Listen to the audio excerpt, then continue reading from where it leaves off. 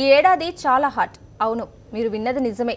ఈసారి ఫిబ్రవరి నుంచే భానుడి భగభగలు తప్పవంటున్నారు నిపుణులు. ఎండలకు తోడు వడగాలులు కూడా అధికంగా ఉండే అవకాశం ఉందని చెబుతున్నారు. తాగునీటికి ఇబ్బందులు తప్పవని ముందే హెచ్చరిస్తున్నారు. వీటంతటికీ గ్లోబల్ వార్మింగే కారణమని తేల్చేశారు కూడా.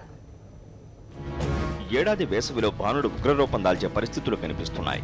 వర్షాభావ పరిస్థితులకు తోడు గ్లోబల్ వార్మింగ్తో ఎండలు మండనున్నాయి. తీవ్రత కూడా గతానికంటే భిన్నంగా ఉంటుందని అంచనా వేస్తున్నారు. ఫిబ్రవరి 15 నుంచే సూర్యుడి భగభగలు ప్రభావం చూపే సూచనలు కనిపిస్తున్నాయని వాతావరణ నిపుణులు చెబుతున్నారు. ఈసారి వర్షాభావ పరిస్థితులతో చెరువులు, జలాశయాలు, వాగుల్లోకి నీరు పెద్దగా చేరలేదు.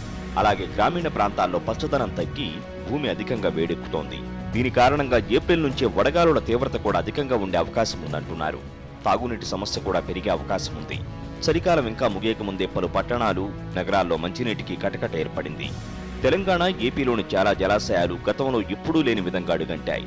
శ్రీశైలం, నాగార్జున సాగర్, శ్రీరామ్ సాగర్ వంటి ప్రాజెక్టుల్లో పరిస్థితి మరీ ఆందోళనకరంగా ఉంది. మారుతున్న వాతావరణ పరిస్థితుల కారణంగా ఏడాది ఎండల తీవ్రతతో పాటు మంచినీటి కష్టాలు అధికంగా ఉంటాయని నిపుణులు చెబుతున్నారు. ఈ విషయంలో ప్రభుత్వాలు స్పందించి ముందే మేల్కొనాలని హెచ్చరిస్తున్నారు.